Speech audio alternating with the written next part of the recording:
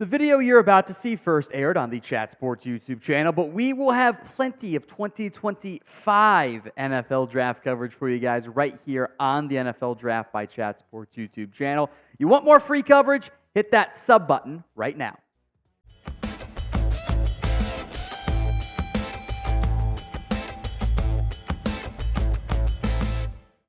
As we get into my way too early 2025 mock draft, couple notes. A, it's more about the player and a little bit less about the roster fit. To an extent, I did want to fill needs, but it's a year from now. Everything's going to change.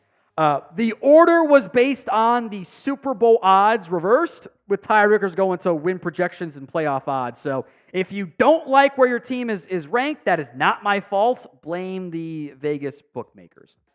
So Carolina's at number 1. No quarterback here. You can ask 10 different draft analysts right now, and you probably get like 7 or 8 answers who's going to be the number 1 overall pick. I'm a big fan of James Pearce Jr. I have loved what I've seen from him at Tennessee. I think he is an ascending player in a class that has, you could have legitimately like 10 guys, if they play the way that they can play, push for that top spot. I'll go James Pearce for now, but I am not beholden to that take. Mykel Williams next up here for the Patriots. Thought about a DT, but they got Christian Barmore. Williams, with all way too early mock drafts, there is projection involved. How good are you going to be? Do you get better the way we think you're going to? And that's a lot going on here with Mykel Williams. But it's exactly what we said about Jalen Carter, who ended up being a top 10 pick and could have been top 2 if he hadn't had all the off-the-field stuff there. Williams going to play more edge, sounds like, for Georgia. Big-time breakout year potential coming. Will Campbell at LSU, which is kind of funny. LSU had 2 first-round receivers, a first-round quarterback, and they might have 2 first-round offensive linemen in the 2025 class. Campbell played really well for the Tigers. Sack numbers were low in part because Daniels did a good job of avoiding stuff there. Size, athletic ability traits, all there. He's in a battle with 1, maybe 2 others to be the first tackle taken. Will Johnson out of Michigan to the Commanders here. I think they need a corner. We'll see if Benjamin St-Juste ends up being a piece. Dan Campbell, not afraid to invest in corners. Michigan has a bunch of different potential first-round picks this year, even more so than last year. I am a huge fan of Johnson's game. Had he been eligible, he might have been the first corner taken in this past NFL draft. All right, Kelvin Banks out of Texas. Again, competing with Campbell, I think, to be that first player taken. You take J.C. Latham in round 1 last year, put him on the right side, put Kelvin Banks on the left side. Now you got bookend, decade-long tackles in place for the Tennessee Titans. Let's put our first quarterback in here. Carson Beck out of Georgia. In general, and we'll go more in depth on this in a little bit, I don't love this draft class. But if the Giants are drafting 6th again, that means Daniel Jones ain't it, or Drew Lock ain't it, or both of them ain't it. And I think Beck has the most upside, the most consistency, the most just pure talent, closest to being realized right now to be that top pick. He might not be a first-round pick at all, but we have to put some quarterbacks in the way too early mock draft. So today's pinned comment is this. Who is the best QB in the 2025 NFL Draft? Is it Beck? Is it somebody else? We'll get to here in a little bit. Sound off at the pinned comment of today's video. Michigan has not 1, but 2 defensive tackles. We'll get to the other one here in a little bit. Mason Graham out of Michigan has the burst that not all these Michigan DTs end up having. With Chris Jenkins, etc., off to the NFL, should have even more playing time for Graham. The Cardinals invested in DTs. They don't have a juiced-up guy like Mason Graham, though. I think there's real top 10 potential there. I'm going to put Travis Hunter as an athlete. Is he a receiver? Is he a cornerback? You can ask different NFL scouts, and they'll say, he's a receiver. No, he's a cornerback. I might just let him do both. And what better place to have that swag than Las Vegas? I think it's a fantastic fit. I'd play him both ways. He's got instincts at both spots. I think I'd go corner over receiver, but I get the receiver angle. Corner's a big need for Vegas. Plug him in there and let him play some offense, too. I think that would be a good fit for him. Plus, Vegas is at least warm enough in the summers, maybe not so much at night, to make that work. Minnesota gets Deion Walker out of Kentucky. I love him. The dude is a massive human being. He's like 6'5", 350. And he moves so much better than people that size are supposed to move. Minnesota has a huge need at DT. I think they take one. Now, I'd also mention, I think Minnesota likes Kenneth Grant out of Michigan a decent amount early on. We'll come back to him, though.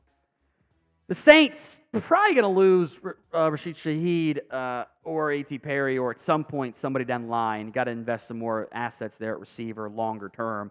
And I love Luther Burden. I'll be honest, the first time I went through this, I didn't have any receivers go in my top 19. I'm like, I got to find a spot for a receiver. There's too many good ones. Burden is an electric football player. Loved watching him at Missouri this past year. This will be one of the harder evals unless he takes a big step forward for me. That's Harold Perkins Jr. out of LSU. I think he's a linebacker. I don't think he's a pass rusher. I don't think he's big enough to do pass rush stuff full time. There will be Micah Parsons comps. Okay. I wonder if Anthony Barr is a better comp for him, although he's not even as big as Anthony Barr is. Like maybe Devin White ends up being the comp, which would kind of scare me. There's talent there. LSU's defense was so bad, you almost want to just toss out that film last year. I want to see him be a full-time off-ball linebacker, which I think is going to be the plan this year for the Tigers, and then be deployed as a blitzer. I think that's his best path, but I'm very curious how LSU ends up using him because we saw him get to the quarterback pretty well as a true freshman. Took a step back last season. Benjamin Morrison out of Notre Dame.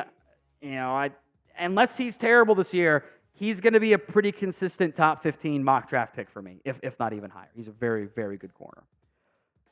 Another Michigan man, Colston Loveland to Indy. They were obviously heavily linked to Brock Bowers. Loveland would have been tight end too had he been eligible this year. I am very curious what the production looks like with the quarterback change coming from Michigan, but there are blocking and pass-catching traits to really like for Loveland. Which, by the way, would be funny if he went to the Bengals because there's a Loveland, Ohio, which is where my parents live. So it'd be kind of that might go over very well for them. I'm going to put Shedeur Sanders here at 14 to Pitt, or from to Pitt out of Colorado.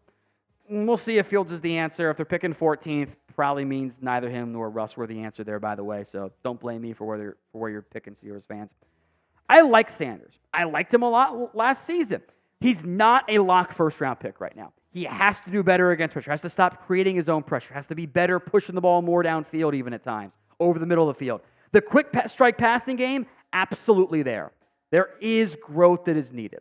And this is the last QB I have in my round one mock draft. I refuse to put Quinn Ewers in here. I just can't. I need to see. There's always projection involved, especially at quarterback. I think there's even more projection involved for Quinn Ewers, and I'm not comfortable doing it. Other guys, I've seen people like various levels of like for all of these guys across the NFL. Drew Aller has the arm strength, but he wasn't good last year for Penn State. He has to be just drastically better. Massive growth projection there. Jalen Milroe has the arm strength, the mobility. He takes so many sacks. Connor Wigman, people like him, but he's never actually been healthy. So let's see him be healthy for a year. Dylan Gabriel's an older prospect, could maybe fit the Michael Penix. There's going to be a lot of Michael Penix cops. Transfer, Pac-12-ish, lefty, Riley Leonard, older transfer, but he was a dual threat. Noah Fafita is undersized, but I actually like him a lot. He's super fun. He's just tiny, and that's going to ding him. Cameron Ward, people like him, but I have never been in love with his play. I think a great chance to showcase himself for at Miami. Jackson Dart just kind of screams day three guy to me. Jalen Daniels is a great athlete, but is he a real quarterback? None of these guys are clear-cut, yes, there's no this is a Drake May caliber QB. Maybe somebody has a Jaden Daniels year and locks themselves into a top 5, top 10, top whatever pick, but there's no guarantee these guys end up being first-rounders. Some of them might even go back to school. So how many QBs go in round 1 of the 2025 NFL Draft? Sound off for me in the comments right now. Kenneth Grant out of Michigan to the Chargers here. Hey, it's a Michigan man to Jim Harbaugh. Boy, don't that make sense. I will say I know of one NFL team in their advanced scouting that thinks Grant has top 5 pick potential. Hasn't showcased yet. A lot of projection. Don't sleep on him. Nick Scorton, this is the Purdue transfer to Texas A&M, played really well for Purdue. Guys, if Trayvon Walker doesn't come along, they've got to draft another edge rusher. They have to. Ernest Green out of Georgia. You know why Amarius Mims played right tackle? Because this Green guy was pretty darn good. Goes in the exact same range, a potential left tackle option for Cleveland. I would wonder if the Micah Parsons comps might make more sense. They're unrealistic, but bear with me. For Abdul Carter. He was a linebacker to begin his career at Penn State, going to play more edge this season. You have Montez Sweat. Yeah, we'll see if Austin Booker or Dominique Robinson emerge as like third options. How about a number 2 pass rusher who's super cheap on a rookie contract, and then the Sweat contract goes away, and then you pay Carter. Could work out very well timing-wise for Chicago. Now, NFL rookie jerseys are available, including Caleb Williams. The 18's locked in. Other fans, you might have to wait a little bit to get the rookie jersey number of your choice. But the pre-order stage is available on Fanatics. It will ship with the right number. It just has to be officially, signed off on by the NFL because rookies sometimes change. Go to chatsports.com/NFL jersey. That's chatsports.com/ I remember seeing the Broncos owner, GM, saying they wish they knew what Bo Nix's number was because they wanted to sell some jerseys. You can pre-order it, though, right now. Chatsports.com/NFL jersey. Emory Jones, next up here at another LSU offensive lineman. How about them apples? Again, this is a very talented LSU football team. You almost never, ever see 2 offensive linemen from the same team taken in round 1A. You can see that kind of, a year, 2 years later, whatever, but you don't normally see it the very same year. LSU has a chance to actually accomplish that in a way we don't often get to see. We obviously mentioned Will Campbell, who was the left tackle, and then Emory Jones, the right tackle, also has some great size, athletic ability, very intriguing prospect. Let's get the Jets another wide receiver. Tetaroa McMillan out of Arizona. I'm actually higher than most, I suddenly feel like, on Arizona, knowing the coaching change did happen. 6'5", big body on the outside. You might have Alan Lazard with some, maybe a little bit more juice. Could appeal to Aaron Rodgers. I will say, I did think about a QB here. But for now, I'll go with the playmaker. Atlanta, Denzel Burke out of Ohio State. We mocked him like in this range in a lot of 2024 mocks. We'll keep him right there for 2025. Great time to mention this. Again, early mocks, projection. You're assuming players take a step forward. Sometimes they don't, and they fall out of the first round. Walter Nolan is that guy this year. Former top-rated recruit, right? At A&M, does the thing, goes to Ole Miss. If he can showcase the raw talent, he can be a first-round pick. Or he doesn't, and he goes back to school. Or, hell, transfers again is certainly possible. Dolphins still need some more DT help. Takario Davis, look, another Arizona guy that I put in there that most people don't have. I like him. Thought about the Washington Huskies corner as well here, by the way. I've seen some good stuff on film. Packers need a corner. Just makes sense. Another A&M defensive lineman, Shamar Turner. That A&M, I was shocked that I did it, but there's talent there. These guys are all like 5-star / super productive. Scorton, Walter Nolan, and Shamar Turner. Or sorry, not Walter Nolan, but Nick Scorton, excuse me. Nolan and Turner did play, of course, briefly at A&M, but not altogether. I think DT is an area of concern for Houston. Add an impact 3 technique. I think that'd be a great move for them. So no running back so far. Will a running back be drafted in round 1 of the 2025 NFL draft? Y for yes or N for no? You probably saw that one coming, right? Quinshon Judkins out of Ohio State, the Ole Miss transfer. I think he's the top running back. Some other names we'll get to here later on. OSU. It's too easy, right? Cowboys, first-round pick, running back, Ohio State. It just makes sense. Malachi Starks out of Georgia, who I think might have been the best of all the Georgia DBs, had like 4 of them drafted this past year.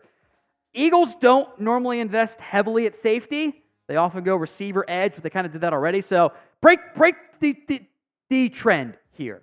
Let's go with the Georgia safety, Malachi Starks. Emeka Egbuka out of Ohio State here to the Buffalo Bills. A very different type of receiver than Keon Coleman. And I think that makes him a really good blend and fits and stability option for the Bills. Different playmaker, different style, matches well with what they have.